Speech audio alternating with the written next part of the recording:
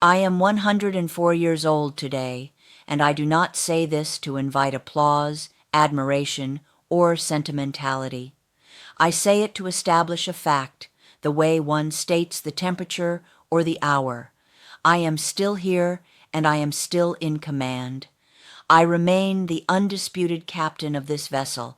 I have not drifted, I have not been carried, and I have not surrendered the helm to comfort or convenience. Each morning I sit at my oak desk, scarred, steady, and older than most of the people who assume I should no longer be using it, and I translate 10 lines of Virgil's Aeneid from Latin into English. I do it by hand, in ink. If I stumble, if a sentence dulls or a thought blurs, I tear out the page and begin again. This is not stubbornness, it is discipline. Clarity is not a gift bestowed by youth or talent. It is a construction project, and the moment you stop building, it collapses under its own weight. I remember the exact shade of gray in the sky when I graduated university in 1941, not metaphorically, not approximately, but precisely. I can still recite the periodic table without hesitation, trace the layout of the Parthenon stone by stone in my mind, and recall the faces of the 7 students I dismissed from my logic seminars decades ago. I did not dismiss them out of cruelty or arrogance. I dismissed them because I was paying attention, and they were not. Attention is the rarest form of respect, and it cuts both ways. When you stop demanding rigor from yourself or others, decay sets in quietly and politely, like dust on a bookshelf no one opens anymore. People ask me for my secret as if longevity were a miracle tincture, a rare gene, or a tea discovered in the mountains. It is none of these. Longevity is not a gift, it is a debt. It must be paid every morning you wake up and choose not to abandon yourself.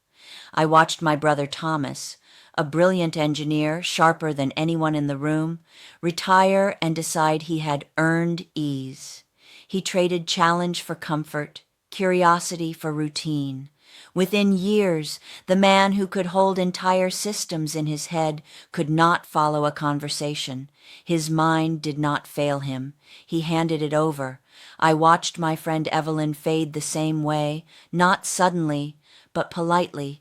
First, she stopped walking, then reading, then arguing, then caring.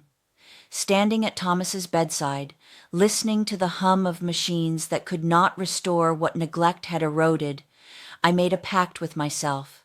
I would not be evicted from my own mind. The brain does not simply fail like a worn-out part.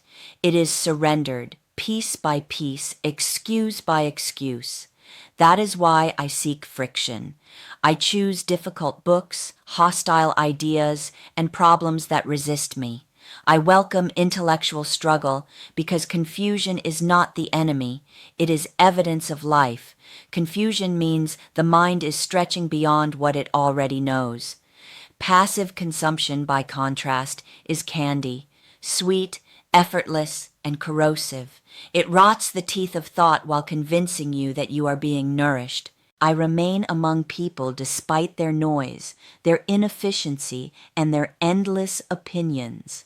Isolation dulls the intellect. Conversation sharpens it. Disagreement forces precision. Teaching exposes every weak joint in your understanding.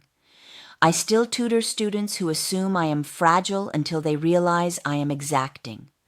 I argue with my great-grandson about modern absurdities, not because I wish to win, but because thinking aloud with another mind keeps the machinery honest.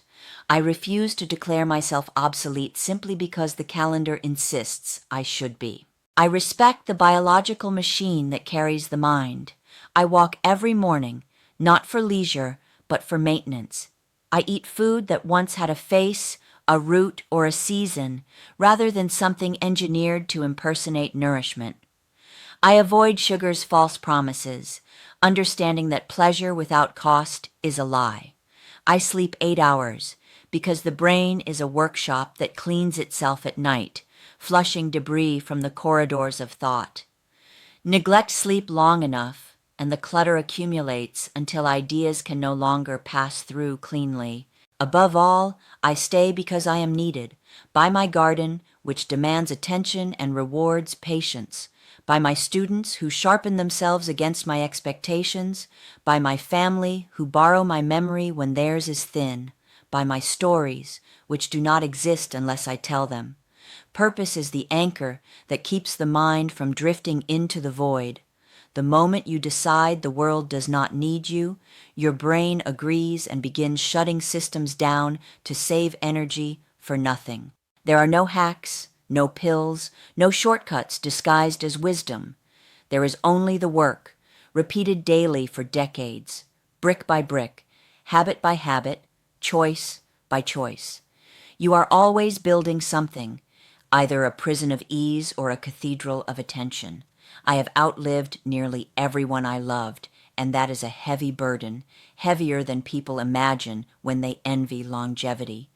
But I am still standing, fully present. I know the sun when it touches my face. I know the birds by name, not by luck, but by study. I am here because I fought 1,000 small battles and refused to lose them quietly. Now stand up, go outside, put friction back into your days. Use that magnificent machine between your ears for something harder than distraction. The lesson is over. The work is waiting.